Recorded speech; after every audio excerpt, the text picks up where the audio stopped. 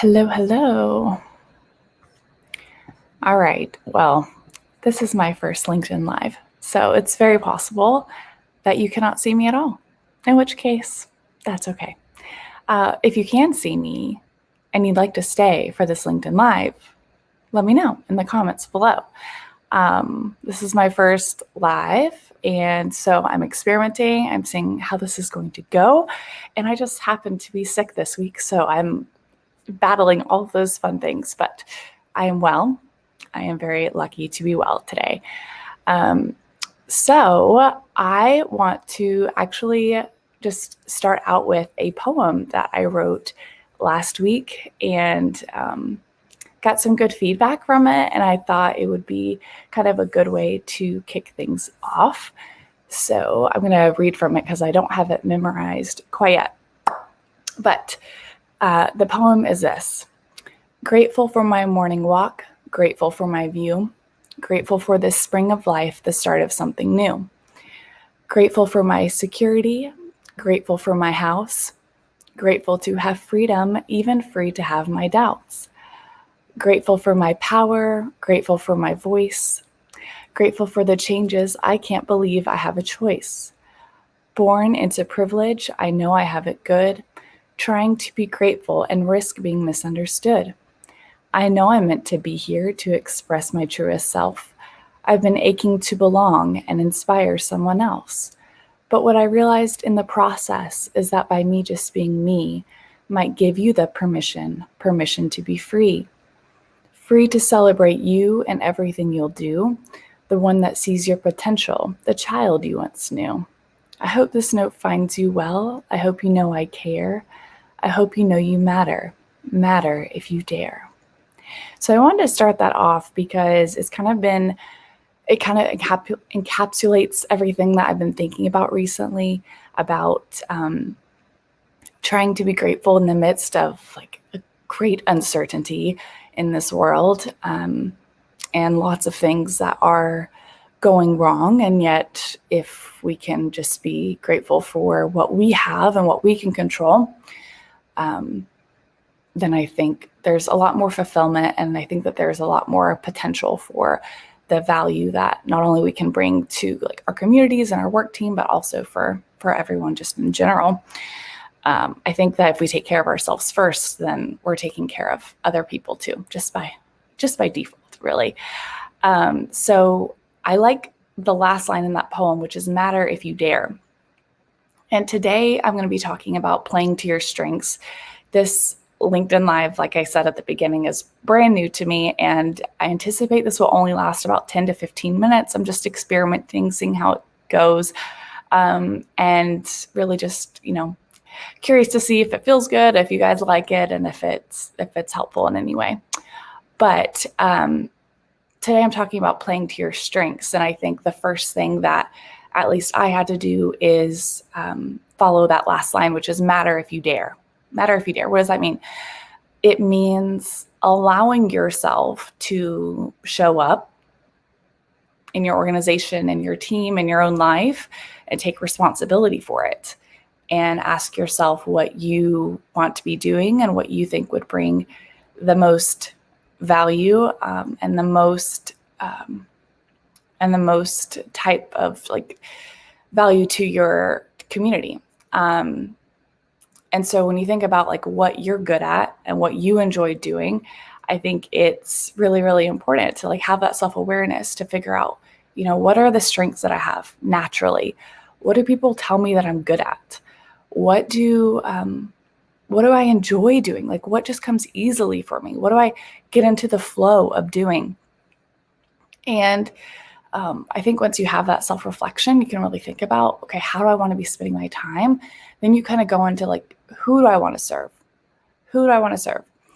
And, I hope I'm talking to a lot of parks and recreation professionals out there. You're my people. But for anyone that's listening, if, no matter who you serve, it is important to think about, who lights you up. For the first conversation I had with a professor when I was at the University of Georgia, I was kind of figuring out which career path I was going to take. And they basically he asked me, well, who do you want to work with? Do you want to be outside all of the time and kind of alone out in nature? Or do you want to be working with the public all the time? Or would you prefer to work more with staff or with a small team? And at first I didn't know the answer. Like, I think a lot of these things, they take time to develop. But what I've learned along the way is I actually work best. I get the most done kind of working by myself, but then I still need and love to have that team to collaborate with. And when we're talking about strengths and like what we're good at, like that's a question that you'll have to ask for yourself. But I know for me, I've kind of been like putting on my blinders, but I've realized that something that's been consistent throughout my entire career is like this focus on technology, but not only like learning it myself, which I just go down a total rabbit hole of research. It's just what I enjoy, but also about teaching others. And that's not to say that I get it right all the time. That's not to say that there haven't been like thousands of failed experiments. For instance, I could be on mute this whole time. I have no idea. But that's the thing, is that like I'm willing to put myself out there and try it and let it fail. Let it fail. And same with you. If you're trying to do something new or you're trying to play to your strengths and like really go all in on that, then you have to be willing to fail. It's just a part of it. So I think that's really, hopefully, like what that poem encapsulates is like, matter if you dare, show up if you dare, allow yourself to be seen if you so desire. And of course, it might not be a season for you to be seen. That might not be a season for you to show up in that way. And maybe it's a season of like experimentation. And if you listen to the last podcast episode from Let's Talk Parks, we were talking about like in your 20s or like with your first job, or if you just transitioned into a new field, you may find yourself kind of being a jack or Jill of all trades. And like you're doing a lot of different things and just kind of dipping your toe here and there because you're trying to figure it out, and you're trying to like figure out, if this feels right to you, if you enjoy what you're doing. So you shouldn't really like know right out of the gate what you're going to do or what you enjoy. Even like that just comes from practice, and it comes from time. And again, it comes from that self-awareness of knowing, you know what, I actually don't enjoy doing this, and now it's time for a pivot. And again, that's like what I enjoy so much about this field of Parks and Recreation, is because there are so many options, and you can choose to like even move laterally if you wanted to within your department. There seems to be a lot of different opportunities for that. To, if you're in more of like a facility related position, you can move to aquatics, or you can move more to camps or programming or whatever. So that's what I like really enjoy about this field, is that there's so many opportunities once you kind of made your, put your foot in the door, but it can take time to figure out what you like and if you want to go all in on that or not.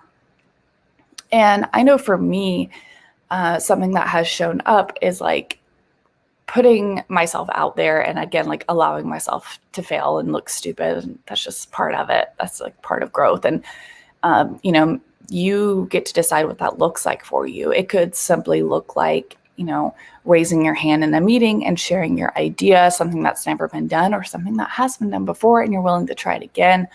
It could look like, submitting a session for a conference that you want to speak at, and knowing that you may not have any experience, but you're willing to put yourself out there, willing to be seen, and you never know what may come of that. So, identify those things that scare you, because what I found is that when you make fear your compass, if you say, if you just say the idea out loud to yourself, and then you realize, oh my gosh, this is actually really scary to me, then you may find yourself actually going all in and enjoying that thing a lot. And it doesn't have to be for anybody else's sake, but just for yourself. And that is enough.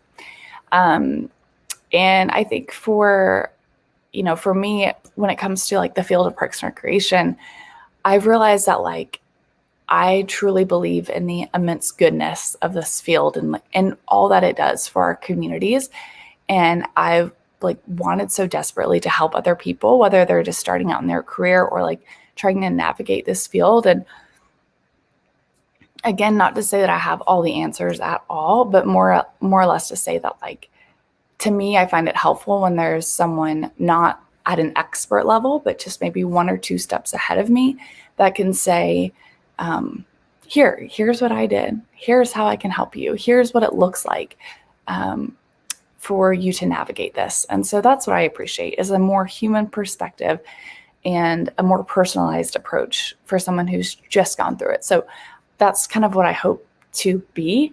And yet, like, there are a lot of challenges altogether, but in our field. And so what I'm trying to do is like go all in on what I'm good at, which is, I think, the technology piece of it and training. So, what that looks like is for me to create more like technology driven trainings and go all in on that. So like creating trainings, creating workshops that will be available for CEUs, and then kind of just helping people as I can. And maybe it looks like showing up on LinkedIn more often and kind of doing a quick tutorial about different tools that I've found recently. Or maybe it looks like, doing more of those written types of tutorials or like updates via our weekly newsletter. But whatever it is, I hope you'll join me, and you can join our newsletter at letstalkparks.com and kind of get the scoop there, or you can just follow along on LinkedIn. But I think that there's so much potential for using technology within Parks and Recreation. And whether or not you're like trying to move up in your career and you need those skills to do so, or maybe you are trying to make data-driven decisions, but you're not really sure where to start, or maybe you are trying to market your programs and your strengths or your community programs or events, and like you need better tools that fit your budget and your skill set in order to get it out there. So, whatever it may be, it is important, but you also need like that training and support to get there. So I hope that, whether or not you're tuning into these LinkedIn Lives or you're just doing your own research, that you find that the right pieces of technology that can support you with that. So anyways, all this to say is that I think by going all in on your strengths, you can find the things that light you up and that you enjoy doing.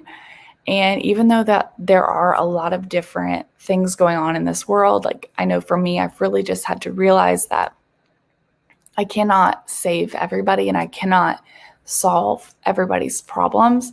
But I love this quote, which is like, don't ask what the world needs, ask what makes you come alive and go do it, because what the world needs is people who have come alive. And I think that's so true. I think that we have to be willing to find the things that make us come alive. So for whatever reason, I found that in this season of life, it looks like showing up differently. And it's also showing up for my future self. Like when I think about myself in 10 years, when I'm 40, 50, etc., I may be perfectly content where I am, or I may find myself, if I still have big dreams, what I'm realizing is that like, I'm going to have to show up differently for me to be that person. And what does that look like? Does it look like me showing up more authentically, showing up more often, showing up and just like being real? I think it does. And I think we have too many people who just like gloss over the challenges of being human, in the workplace. And they're concerned about like how they're going to look, or like, if someone is offended by what I say, like, that's okay. Like, you're allowed to have your own opinions of things, but so am I. And so that is kind of what I'm taking away from this, is that like, I hope that you find the courage to do whatever is in your heart to do. And whether that's going all in on your strengths or just trying something new today that scares you. So that is all I'm going to do for today. It was about 15 minutes or so, but I appreciate you tuning in.